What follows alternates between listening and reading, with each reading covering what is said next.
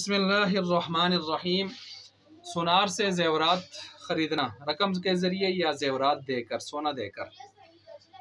اس میں سب سے پہلے یہ بات یاد رکھیں کہ شروع میں چونکہ کرنسی سونا چاندی ہی تھی، درہم تھا اور درہم جو ہے چاندی کا تھا، اور دینار تھا، دینار سونے کا تھا۔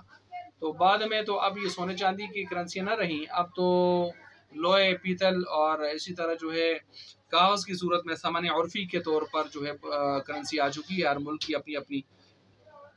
لیکن شروع میں جو کرنسی تھی وہ سونا چاندی تھی۔ اب ظاہر بات ہے، جب وہ اصل کرنسی آج بھی وہی اصل کرنسی ہے، کسی بھی ملک کے ان ثمن عرفی کاغذ والی کرنسی کو پیچھے، اس کے بلبوتے پر پیچھے جو ہے سونا چاندی ہی اصل اس کا اعتبار ہوتا ہے۔ لہٰذا سونا چاندی اور دیگر جو دنیا کی چیزیں سامان ہیں، ان کے خریدنے میں کچھ احکام جدا ہیں، بہت سارے احکام بلکہ جدا ہیں۔ تو اس وجہ سے عام سودے کی طرح، عام سامان کی طرح خریدنے والا مسئلہ نہیں ہے، بلکہ اس میں کچھ احکام اس کے جدا ہیں، ان کو میں یہاں پر بیان کر رہا ہوں۔ تو سب سے پہلے یاد رکھیں کہ سونار سے، جیولر سے جو آپ زیورات خرید رہے ہیں، یا تو یہ زیورات جو آپ سونا چاندی کے خرید رہے ہیں، یا تو رقم کے ذریعے خریدیں گے، یا آپ خود کوئی سونا چاندی اس کو دیں گے، اس طور پر خریدیں گے۔ تو اگر آپ رقم دے کر خرید رہے ہیں تو ایسی صورت میں پھر اس کی تین صورتیں ہیں۔ نمبر ایک، آپ جو رقم دے رہے ہیں وہ بھی نقد ہے، اور جو آپ سونا چاندی زیورات خرید رہے ہیں وہ بھی اسی مجلس میں نقد ہیں۔ تو یہ جب دونوں نقد ہیں عوضین، تو یہ بالکل بالاتفاق جائز ہے یہ سودا۔ دوسرا یہ ہے کہ دونوں ادار ہیں، تو بالاتفاق یہ ناجائز ہوگا۔ تیسری صورت یہ ہے کہ کوئی ایک نقد ہے اور دوسرا کیا ہے، ادار ہے۔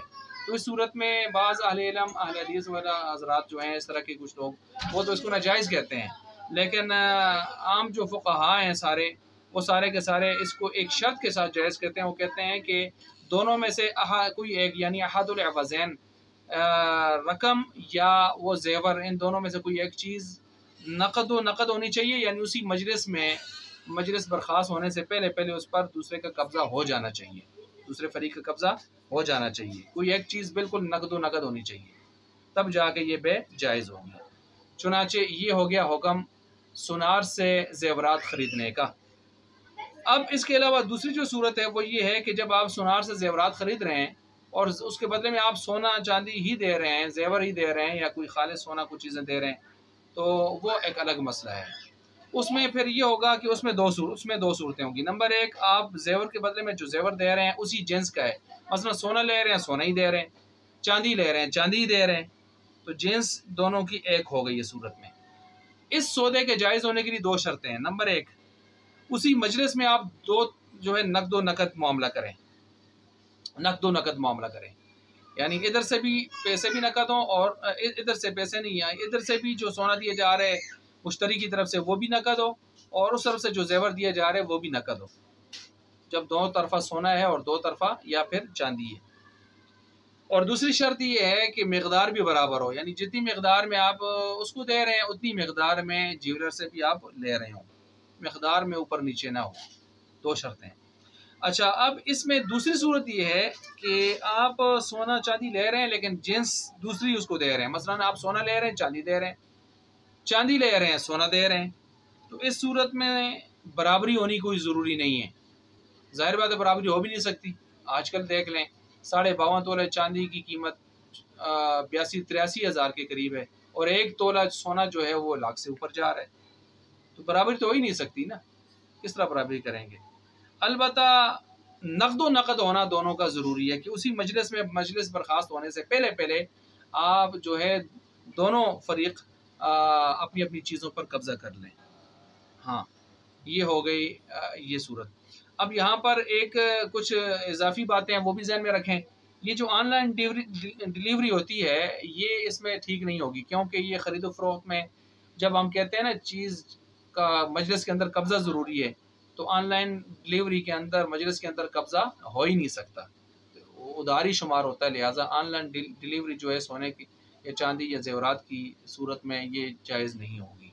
اسی طرح قسطوں میں جو لوگ بیچتے ہیں، خریدتے ہیں، تو ظاہر بات ہے یہ بھی ایک مجلس میں نہیں ہو سکتا پھر، اور جب ہم نے کہا مجلس میں کوئی ایک چیز ہونی چاہیے، تو پھر یہ چیز بھی قسطوں میں بھی پوری طرح اس پر جو ہے صادق نہیں آ سکتی، اور نقد نہ ہونے کی وجہ سے یہ غلط ہوگا۔ अच्छा, इसी तरह कुछ लोग जो हैं वो चेक दे देते हैं और कहते हैं चेक गोया नकद की सूरत है। तो याद रखें, चेक नकद का कायम मकाम नहीं होगा। चेक नकद रकम का कायम मकाम नहीं होता चेक। अच्छा, अब यहाँ पर एक दो बातें और वो ये हैं कि बस औकात ये होता है कि सुनार को देने के लिए रकम नकद नहीं होती और सुनार दिलचस्पी ले रहा होता है कि ये सौदा हो ही जाए, और सुनार उसको जाहिर बात है नक़द नकद सोना नहीं दे रहा होता क्योंकि वो बना के देगा, और इनके पास पैसे भी नहीं है। तो सुनार बस औकात ये करता है कि खुद उनको कोई उधार दे देता है मुश्तरी को, और उधार दे के फिर उनसे कहते हैं अब आप मुझे अपनी रकम दे दें। चुनाचे वो फिर इसको पेमेंट कर लेते हैं और गोया एक तरफ से रकम, एक तरफ से एवज़ जो है वो मजलिस के अंदर कब्ज़ा हो जाता है। हालांकि ये एवज़ किसने दिया था, रकम किसने दी थी, सुनार ने दी थी। सुनार बाद में उसको फिर एक कर्ज की हैसियत से वसूल करता है। तो ये हीला है, जायज़ है ये भी, क्योंकि यहाँ पर जेवरात की वजह से कर्ज, उसका एवज़ कर्ज नहीं आया बल्कि उसका एवज़ तो अदा हो गया, और वो एवज़ जिस रकम से अदा हुआ है वो रकम कर्ज हुई है। तो ये थोड़ा सा फ़र्क आया है। तो इस वजह से ये हीला करते हैं जो लोग इस मसले को समझते हैं, तो ये जायज़ है। इसी तरह जो है जेवरात में तब्दीली करते वक्त, उस वक्त जेवरात जो, ज़ाहिर बात है जेवर जब सोने के बदले में है, चांदी के बदले में है, तो फिर बराबरी होनी ज़रूरी है। तो अब ज़ाहिर बात है बराबरी ये भी मुश्किल हो जाती है कि सुनार कब जो है 4 तोले लेके 4 तोले ही उसको जो है 4 तोले दे के 4 तोले ही लेगा, ऐसे तो नहीं है। तो हमेशा अपने सोने को जो है ज़्यादा अहम शुमार करके अपना सोना कम देगा और दूसरे से ज़्यादा लेगा उसके बदले में। तो इस सूरत में फिर ये होगा कि दूसरे का सोना उसकी कीमत लगा ले, और कीमत लगा कर फिर उसके बाद अपना सोना उसकी कीमत बताए, और फिर उस कीमत में से उसकी कीमत काट दे। ये ऐसे ही हो जाएगा जैसा कि खैबर की खजूरों के हवाले से, कि जो आप इस्लाम ने बताया था कि खजूर के बदले में जब लोगे तो फिर बराबर होनी चाहिए। कैटेगरी या अनवा, इन चीज़ों को नहीं देखा जाएगा, नौइयत को। तो वहाँ पर ये है कि आप बेचो और बेच कर पैसे, उन पैसों की ख़रीदो, तो ये पैसों का दरमियान में वास्ता आएगा तो जायज़ होगा। यहाँ पर भी ये सूरत इस तरह बन सकती है।